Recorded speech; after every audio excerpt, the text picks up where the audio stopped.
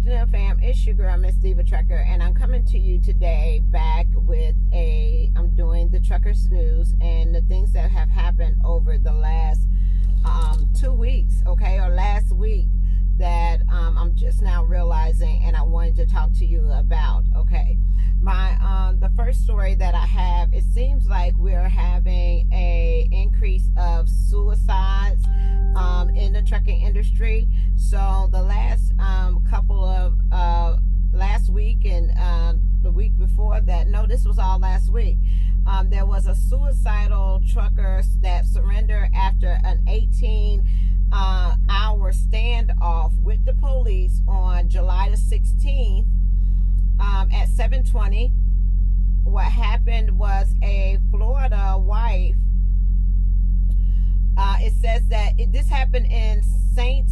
Ignace, Michigan, and this report comes from the Transportation Network, okay, that is also related to the News Journal as well, okay. It says that a suicidal trucker surrendered peacefully Wednesday afternoon after more than an 18-hour standoff with police behind a truck stop in St. Ignace.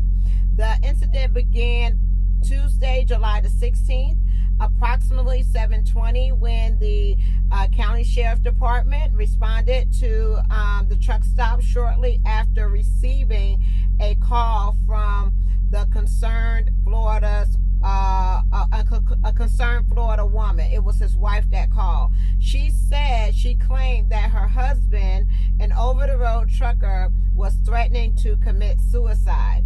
According to the authorities, the trucker had sent photos to his wife of a handgun, and he was threatening to use it on himself. Upon arriving to the scene, police determined that the trucker was barricaded inside the semi-truck armed with a loaded weapon, okay? According to the local news, 9 and 10 News disputes that they had negotiated with him for over 18 hours. So they had started the night before, and then they came back the next day, and he had surrendered. He had exited peacefully around 2 p.m. on Wednesday, July the 17th, ending a more than an 18-hour standoff with the police, okay? He was walked to the ambulance on his own accord and was transported to the state mental hospital for further evaluation, okay? I do also want to let you all know that, you know, if you're suffering or having suicidal thoughts or anything like that, please get in touch with the National Suicide Prevention Hotline, which is open 24/7, and also you can call them at 1-800-273-8255. I'm also asking for any men truckers to have maybe a social media group where men can talk about these issues, whether they're having financial problems, whether they're having problems in a marriage at home, whatever the case may be, that there's some sort of group or network that will be able to assist and help drivers that are in these suicidal mindsets, okay? But that happened last week in Michigan. Also, now as well, there was another Florida truck driver that was found hanging inside the truck rig, okay? Now, according to the Corbin, Kentucky Police Department, and this is another story that comes from Transportation Nation as well. If you are not familiar with that, it is a news source, Truckers News Source. They have all kinds of programs for truckers. They also report on the news, and you can subscribe to their channel on Facebook, and also you can go to their website, transportationnation.com. Okay, now this trucker was found July the 18th in Corbin, Kentucky. He's receiving medical treatment after attempted suicide by hanging himself inside the cab of his big rig Monday afternoon, Kentucky police say. The firefighters and police was called to the Speedway gas station in Cumberland Falls Highway around 1:40 p.m. Monday, July the 15th, after being called about saying that a man had hung himself using a belt. Okay, and I'm sure I don't know if I want to show y'all how they do it, but there's a pull-up bar in the back of my truck where drivers are taking like a belt and they're tying it around the pull-up bar back there, and that's how they're hanging themselves inside their cabs. Okay, now he was traveling with his adult son, and let's see, it says he was traveling with his adult son in a truck. After son went into the Speedway gas station, he reportedly tried to hang himself with a belt. The son found the father hanging when he returned, and then he went inside to call 911. The trucker has not been released, but police says that he resides in Port St. Lucie, Florida. Okay, this is another driver from Florida that was trying to kill himself. And they saying that what was they saying? Let me see.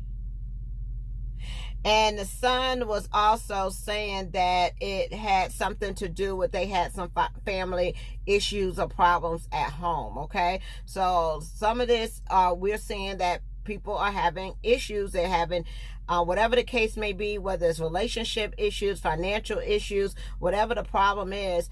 Drivers are using the means of committing suicide on their trucks. Okay, and I think that is becoming a issue out here in the industry that needs to be addressed. Okay, mental illness, mental health is something that we need to talk about and work on as far as drivers in the industry.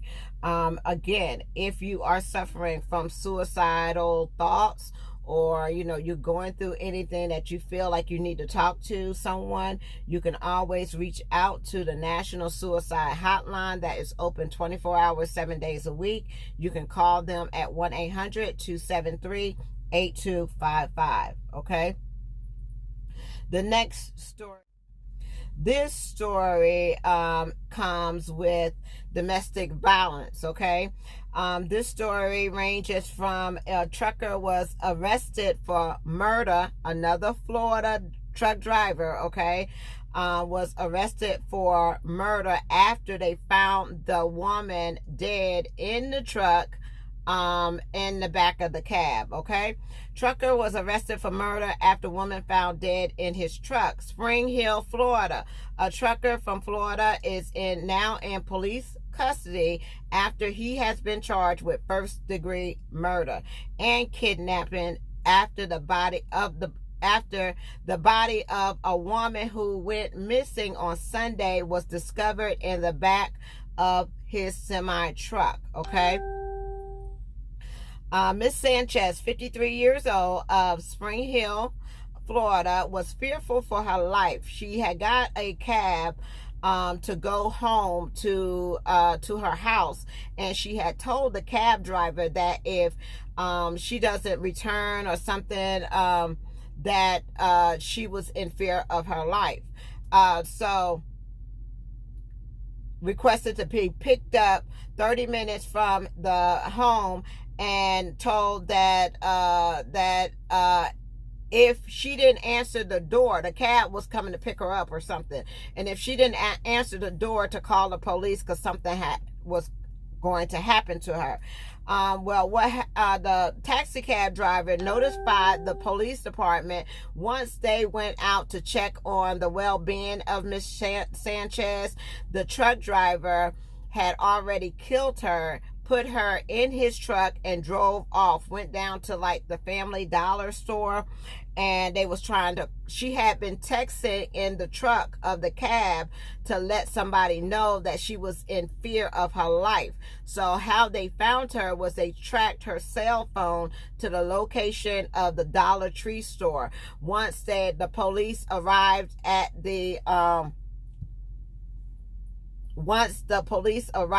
the Dollar Tree store, they went to open the door where Sanchez was in the cab, and he wouldn't allow anybody to nobody to come in the vehicle. So he waited. I guess they called the family or whatever. Eventually he opened the door,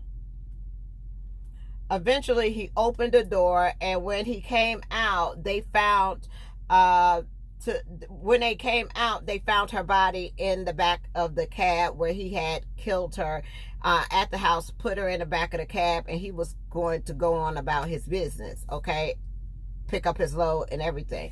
So you know, when dealing with domestic violence, you know, it can lead to death. That's why you have to take these things so seriously, okay?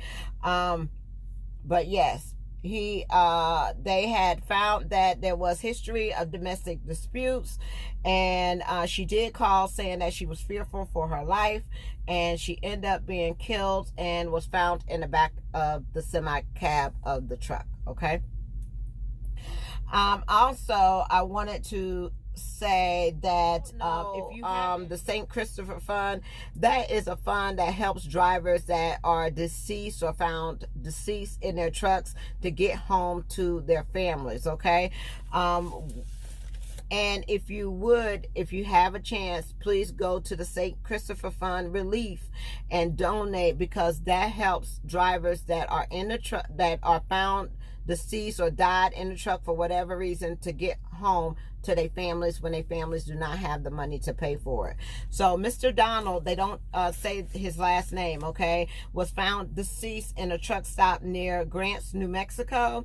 Mr. Donald was 68 years old, father and grandfather of 6, and he was from Knoxville, Tennessee, and they are asking for donations to help get this driver back to his family. The wife right now is hospitalized in Knoxville, Tennessee, because she is battling having treatment for cancer, okay? So if you have, you know, any additional funds or whatever that you can donate to help get this family their loved one back home, please do that. I will put the link in the description box for the St. Christopher Fund, okay? Also, this one just breaks my heart. I did not know this female driver, but according to the Washington Post, which I first saw this post on Chase and Andrews' page, Justin Frazier saw this post on his page first. And according to the Washington Post, there was a incident, a crash that for oilfield workers, and a female driver, 27 years old. Her name was Rayshonda Riley. She was 27 years old, and she worked for Stevens Transport in the oil field, okay? And they was in the oil field in New Mexico, and there was a driver of a pickup truck that had 3 passengers in the truck as well, that cut in front of her semi and caused them to crash, okay? Upon the impact, the vehicle exploded and everyone died, okay? So there was 4 people that was deceased. There was a Arturo that was 22 years old of Odessa. There was Alonso that was 19 of, they didn't say where he was from. Enrique, I think, was 58 years old, and Justin Brown of 25 years old from Montgomery, okay? And Rashonda Riley, rest in peace, died in that crash, in that incident. She was 27 years old, from Arlington, Texas, I think. Okay, police said the rig was used for hauling sand. So she was a female oil field driver that hauled sand to the oil fields. They said that the truck was empty at the time of the crash. Okay, so right now, local enforcement, so local people in that area have been trying to come up with a way to make those roads safer in the oil field. If y'all haven't looked at, Chasing Andrew Jackson, him being in the oil field, y'all notice that those roads, there's no signs on them. They're real tight, and there's a lot of accidents happen going on those roads because there's no signs, there's nothing down there, but you have, like, I guess, just points of where you're supposed to be. So sometimes people pull around trying to get in front of you. They're racing back and forth trying to get that sand delivered or whatever the case may be, and they have a lot of accidents out there. So the state lawmakers are trying to make the roads better in New Mexico, especially going out there to the oil fields. They're out there in the middle of nowhere, so it's not like you're just driving down the highway. So maybe, hopefully, with the death of Rayshonda, that they may come up with a law. Okay, I would like to see a law, Rayshonda Riley's law of, trying to make those roads better, to slow down or whatever the case may be, because it is costing people their lives out there in the oil field. Okay, so rest in peace to her. Keep her family in your prayers. Last but not least, this was also a truck driver. His name is Jamal Gaylord.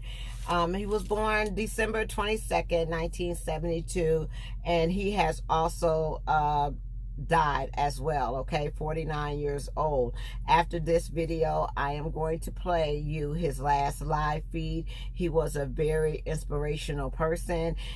He gave his morning motivations to the trucking community, and I just want to let you all know that he will be missed by the trucking community. And his final words, I will play his last video for you. Okay, so I say all of this to let you know there's a lot that goes on out here in the industry, and I want you all to just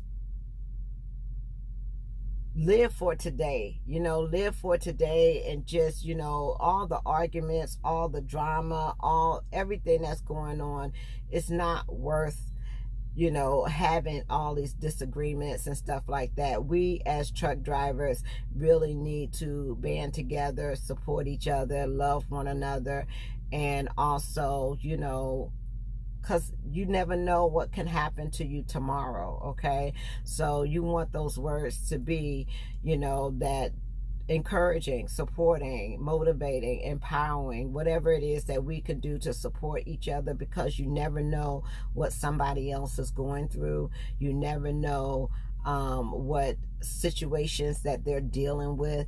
So, if there's anything that you can say to try to help or encourage or motivate or inspire you or empower your fellow driver, please take the time to do that. All right, so other than that, y'all, peace, love, joy, and happiness, and y'all have a wonderful and blessed day. Bye. Oh, wait a minute. Good morning. My God, good morning. I pray all is well. My. Can I say, how you doing today? Even if I was doing bad, I'm doing great. When I say great, I mean that I'm above ground. Rest in peace and rest easy to the ones who lies low. You dig? But my God, I'm doing great. Whatever I messed up or made mad, I can make amends today. God be the glory. But I'm thankful. I got a second chance at trying to get it right. Christ was the only perfect one. All I can do is try to stay prayed up and Lord help me stay upon the righteous. My. Have a good day. My. Yes. And make it do what it do. Please. Make it do what it do, because can't nobody do it like you. How about that? That's right. In fact, when you broke the mold, but no more, or creating one who got such talents as you. But you gotta bring around that one who can bring out your gifts. You know, be equally yoked. Even accept the mad ones, the ones that make you just bring out the cussing side or this and that. Can't be perfect, but you just try to stay in repentance though. He allow stuff to happen to you so you can get stronger in certain areas, so you can get strong to walk on and stay upon. You dig? Have a good one. God bless you. And I'm always proud of you. For real. Big ups to you. It's your boy. God bless you. Alright.